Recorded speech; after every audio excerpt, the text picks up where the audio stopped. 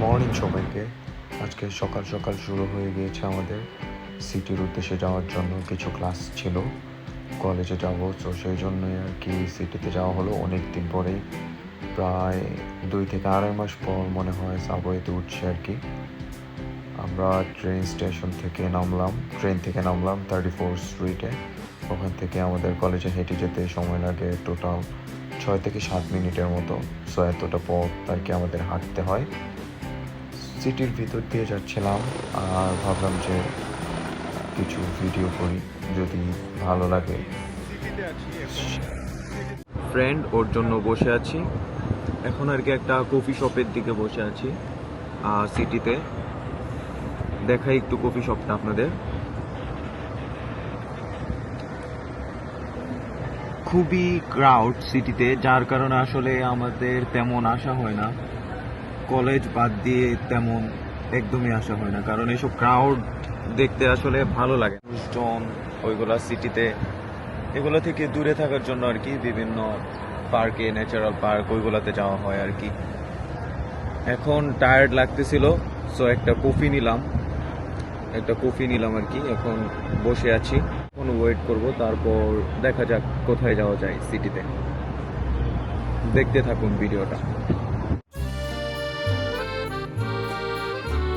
Basically সিটিতে বিভিন্ন ধরনের মানুষ থাকে, সো সেই জন্য আর কি সিটিটাকে মাল্টিকালচারিজম সিটিও বলা হয় অনেকে কাছে ফেমাস আর কি।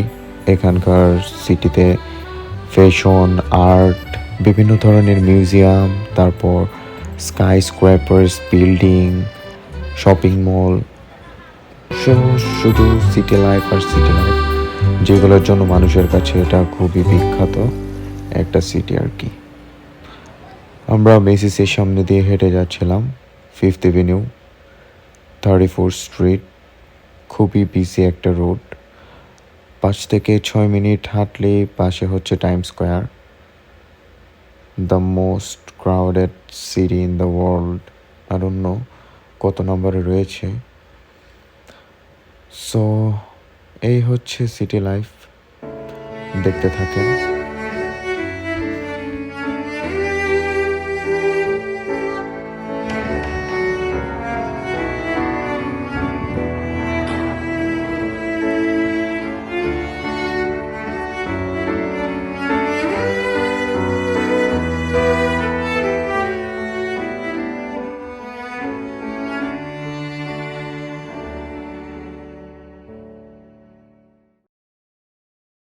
সো অনেকক্ষণ যাবৎ হাঁটতেছিলাম, ভাবলাম একটা পিজার দোকানে যাই।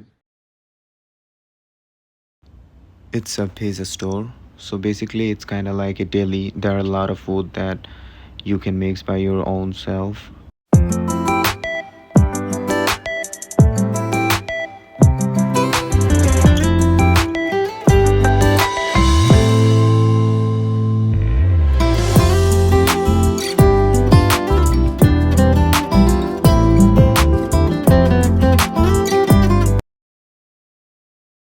ইটালিয়ান একটা পিজার দোকান। একটা স্লাইস নিয়েছি আর কি, মাশরুমের একটা স্লাইস নিলাম। চিজ, কোনো মিট নাই এই জন্য আর কি। সো দেখি খেয়ে কেমন লাগে। পিজার সাথে আর কি একটা চা নিলাম। চাটা ভালোই ছিল, ওদের সাথে অনেক ধরনের মশলা মেশানো ছিল, যার জন্য ভালো লাগছিল। লিকার ধরনের একটা চা ছিল আর কি। তারপর আমরা ভেসেলের সামনে দিয়ে হেঁটে যাচ্ছিলাম। সো এই বিল্ডিংটা আসলে নিউ ইয়র্ক সিটিতে অনেক পরিচিত, যেটা করতে সিটির প্রায় খরচ হয়েছিল $200 মিলিয়ন। আমার আসলে জানা নেই বাংলাদেশি টাকা এটা কত হতে পারে। তারপর আমরা হাডসন রিভারের সাইড দিয়ে হেঁটে যাচ্ছিলাম, বাসার উদ্দেশ্যে রওনা দিব। সো সেই জন্যই সিটির মধ্য দিয়ে হেঁটে ট্রেন স্টেশন পর্যন্ত যেতে হবে। আমরা 23rd পর্যন্ত যেতে হবে আর কি। আমাদের টোটাল 0.8 মাইলের মতো রাস্তা হাঁটা লাগছে টোটাল সিটির ভিতর দিয়ে। তারপর হাডসন রিভারের সাইড দিয়ে আমরা গিয়ে অবশেষে আমাদের সাবওয়েতে উঠি 23 স্ট্রিট থেকে। এটা হচ্ছে আর কি সিটির উপরে এক ধরনের রাস্তা ব্যবস্থা করা, ওইখান থেকে আপনি উপর থেকে দেখতে পারেন। তারপর আমরা নিউ ইয়র্ক সিটির সবচেয়ে বড় যে ট্রেন স্টেশন ওইটার সামনে দিয়ে যাচ্ছিলাম, মহায়ান ট্রেন স্টেশন। ওইখান থেকে সব ধরনের ট্রেনের যোগাযোগ ব্যবস্থা আর কি। এটাই হচ্ছে সেই হাডসন ইয়ার্ডের সাইড দিয়ে রাস্তা, ওখান দিয়ে হাঁটলে সিটির যদি কেউ ভিউ চায় সো ওইগুলো দেখতে পারবে। নিউ ইয়র্ক সিটিতে যদি কেউ টুরিস্ট হিসেবে ঘুরতে আসে তাহলে এইগুলো বাস দিয়ে তারা ঘুরবে পুরো সিটি এই বাসগুলো ঘুরিয়ে দেখায় আপনাকে, সিটির ভিতর থেকে শুরু করে একদম শেষ পর্যন্ত ওরা নিয়ে যাবে। So thank you so much guys for watching my video. If you all like my video then you can go for my YouTube channel. It's roaming around. There are also 2 of my vlog I make in a very wild forest in wilderness, so you can also watch my previous 2 vlogs.